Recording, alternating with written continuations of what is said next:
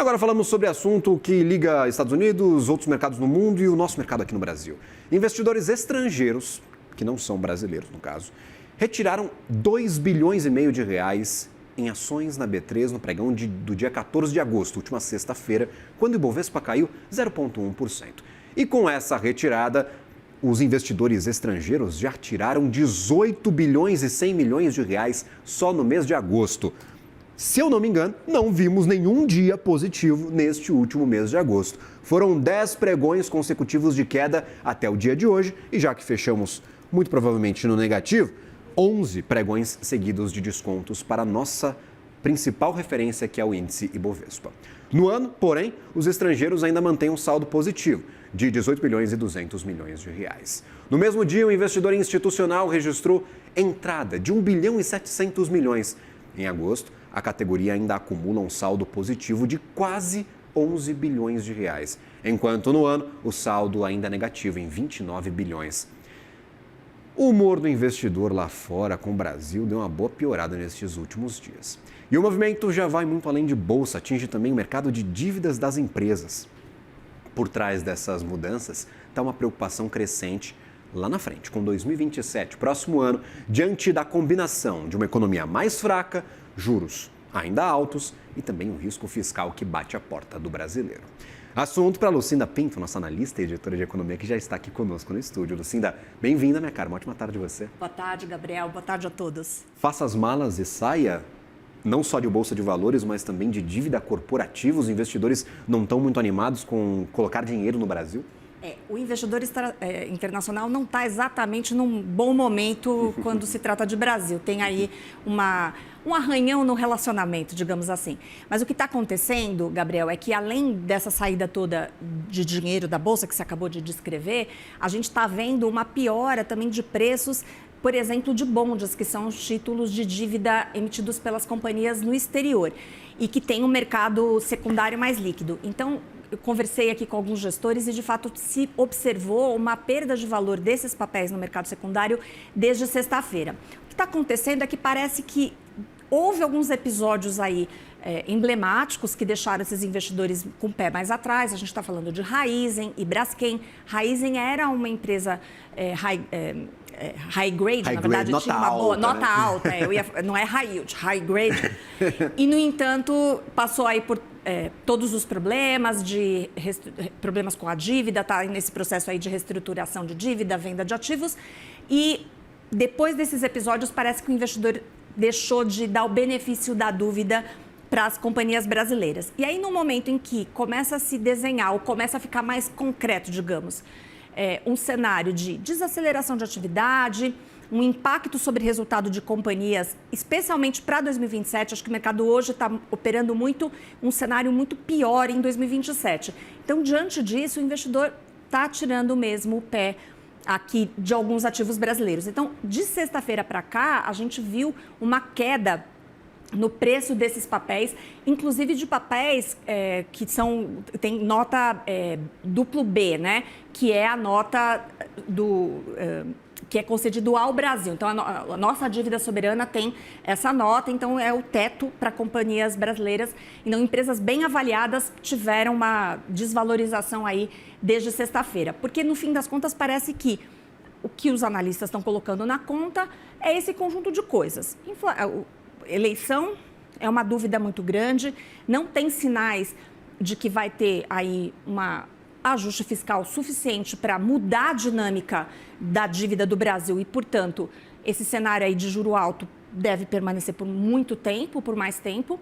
Isso está sendo já percebido pela atividade. A gente viu o IBCBR de ontem trazendo uma variação negativa, o que é esperado para quando você tem uma política monetária apertada, mas parece que em algum momento cai a ficha do investidor de que a atividade desacelera, abre caminho aí para um corte de 0,25 ponto percentual da taxa de juros, mas a consequência prática é que as empresas vão sentir esse resultado na pele. Então, é um pouco esse ambiente que a gente está notando, Gabriel. Então, o que chama atenção é que não é só quando a gente pensa em equity que a gente vê a resposta do investidor estrangeiro. para a renda fixa, para a dívida, isso também é uma verdade. Aliás, a gente já vem falando a respeito disso quando a gente olha especificamente para a dívida imobiliária, quer dizer, do Tesouro Nacional, para a dívida federal. Quando o investidor começa a exigir um prêmio acima do que está sendo pago, a gente está falando ali de títulos atrelados ao IPCA, por exemplo, que estão oferecendo um juro real de 8% ou perto disso, e o investidor ainda assim mostra cautela, prefere papéis mais curtos, então realmente é porque o ambiente, o mau humor, né, a aversão a risco ficou mais instalada. E esse episódio... Desculpa... Fica à vontade. Não, eu só ia lembrar para quem está nos assistindo que a gente teve um leilão de prefixados na quinta-feira passada que vendeu R$1 bilhão. R$1 bilhão é pouco, se a gente for levar em consideração o quanto o Tesouro precisa fazer a rolagem dessa dívida e busca por esses ativos prefixados, né? Então, nem a renda fixa está conseguindo segurar o dinheiro por aqui. A gente vê o dólar subindo, a gente vai descobrir amanhã, porque vai ter fluxo cambial do Banco Central publicado, se o investidor está tirando dinheiro de bolsa e não está migrando para a renda fixa, está indo embora mesmo. Então, pode ser que isso esteja acontecendo. Às vezes, o investidor deixa dinheiro aqui no Brasil, né? Pula da renda fixa para a renda variável, da renda variável para fixa, mas como o dólar está dando uma encrespada boa aqui, até R$ 5,22, pode ser que o investidor tenha realmente saído do Brasil nessas últimas semanas. Quando os volumes são muito expressivos, esses números que a B3 traz, é muito provável que esteja havendo mesmo uma saída. E quando a gente começa a olhar outros mercados mostrando uma dinâmica parecida, é porque é exatamente isso que você disse, né? Você diminui a exposição ao Brasil de um modo geral. Porque eu estava vendo aqui o número, Gabriel, em agosto já foram sacados 18 bilhões de reais da B3, só aí nesses primeiros pregões, né? Hoje é dia 18, a gente está falando ali até o dia 16, dia 15, ali, enfim. Então, é bem expressivo, né, esse movimento. É muita coisa. Ainda temos um saldo positivo no ano, né? Ainda tem mais dinheiro estrangeiro em 2026 do que tinha em 2025. Mas a gente não tem tanto saldo assim, não. Se continuarmos nessa toada até as eleições, falta tempo para as eleições, né? Só em finalzinho de outubro. Então, tem muita coisa a acontecer. Se a gente continuar desse jeito, eu acho que tem como piorar bastante, né, Lucinda? É verdade.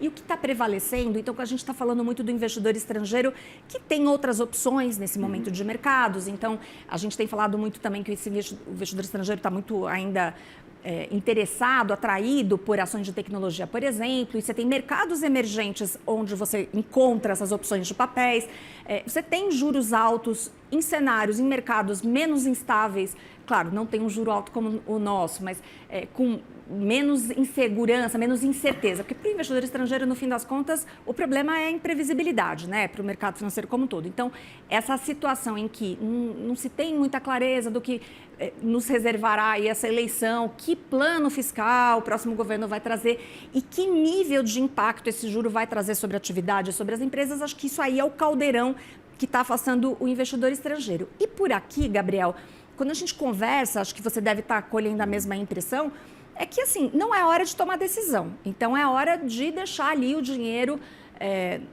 em caixa mesmo, ali rendendo Selic, de esperar projetos que poderiam ser desengavetados agora vão ficar de molho até que se tenha um cenário um pouco mais organizado, um pouco mais previsível.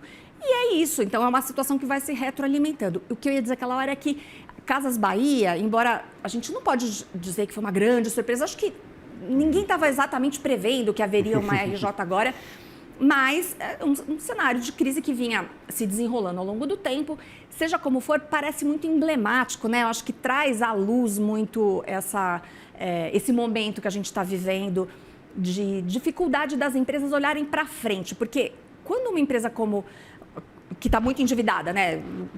Como é o caso de Casas Bahia, enfim, ela toma uma decisão como essa, de partir para uma RJ, depois de já ter tentado, já ter um plano de reestruturação em curso, acho que tem muito a ver com o fato de que ela olha para frente e ela não vê de onde virá o fôlego. Então, o juro vai continuar sufocando por muito tempo. Então, o próprio Renato Franklin disse hoje, 2027 vai ser pior, ontem, né, falou, vai ser pior do que 2026. Então, se não tem liquidez agora, não vai ter daqui 3 meses, né? Muito menos daqui 1 ano. Então, é um pouco esse ambiente. E isso explica, portanto, esse movimento aí de fraqueza. Acho que a palavra que eu tenho ouvido muito é de desânimo, né? Parece que o investidor como um todo está olhando e sentindo um desânimo. A inadimplência, como a gente já trouxe aqui hoje ao longo da programação, ela está no radar, por exemplo, dos bancos que fizeram um aumento de provisão nos seus balanços, olhando para esse cenário preocupante. As empresas todas também, é isso, assim, colocando o pé no freio para projetos de investimento. Então, é esse ambiente que deixa o mercado mais em banho-maria mesmo. A gente já passou por 3 ocasiões em que tinha muita expectativa de que o juro ia cair no ano seguinte. Foi agora, em 2025 para 2026, anteriormente, de 2023 para 2024, quando a gente tinha aquela taxa de 10,5%, então tinha muita expectativa no varejo.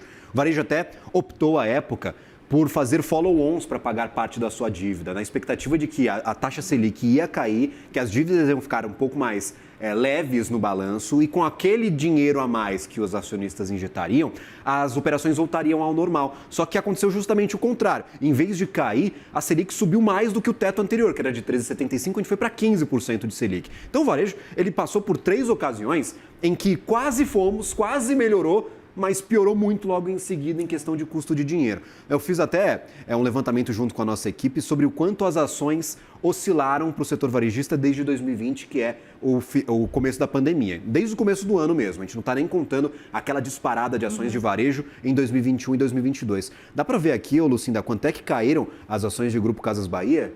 O investidor também está um pouquinho desanimado, né? A gente tem uma arte separada daqui a pouco, mas são 99,8% de queda para as ações. Então, o administrador está desanimado e quem colocou dinheiro e acreditou nessas empresas lá atrás também está muito desanimado, Lucinda. Feliz não está, né? Não está nem de jeito nenhum. Muito obrigado pela participação, pelos dados muito importantes para a nossa audiência que você nos traz. Até uma próxima, cara. Uma ótima tarde, um bom trabalho a você. Para você também. Boa tarde a todos. Valeu.